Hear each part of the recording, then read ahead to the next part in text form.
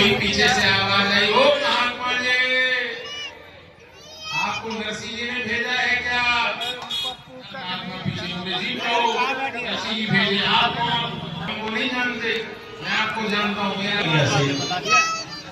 बताइए कितने पैसे की हुंडी है? महात्मा जी ने अपना हुंडी का पत्र दिया, उस समय 10,000 रुपए की हुंडी थी, हुंडी भर गई।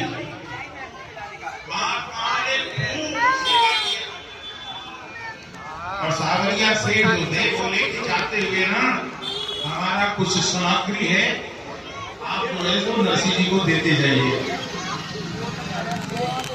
और आप किसी नरसिंह जी के यहाँ से आए तो आप लोगों का भी मैं स्वागत करना चाहता हूँ। भगवान स्वयं सावरिया सेठ के रूप में नरसिंह जी के संबंध नाते की ये संत महात्माओं में प्रीति रखते हैं, तो मैं भी कुछ उपहार दूं, सुंदर रूप से उपहार आदि प्रदान किए। अब जब वो महात्मा से वहां से वापस आए, नरसिंह मेहता जी का भी हृदय धक धक गए कि भैया जो पैसा ये महात्मा दे के गए, हमने तो उनका पैसा लगा दिया साधु से,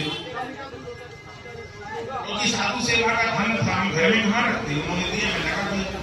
अब क्या हुआ होगा, नहीं हुआ होगा, लेकिन जैसे ही गांव में गांव वाले 20 प्रतीक्षा में थे, महात्मा आएंगे, आज इसका पोल खुलेगा, नहीं खुला। यहाँ तो सावरिया सेठ का जयकारा होने लगा।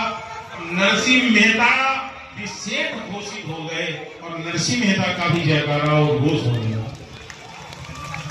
ठाकुर जी अपने भक्तों के लिए क्या नहीं कर लेते, हुंडी भजाने ये भक्त वत्सल है।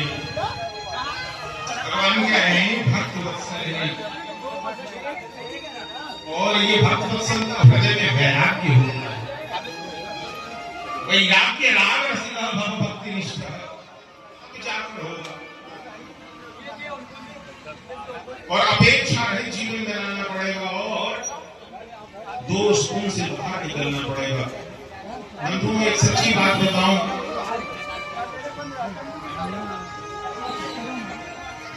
यदि बुराई ढूंढने जाओगे तो समाज में कहीं कोई अच्छा नहीं दिखेगा, कोई अच्छा नहीं दिखेगा। इसलिए अपनी दृष्टि को ऐसा बनाइए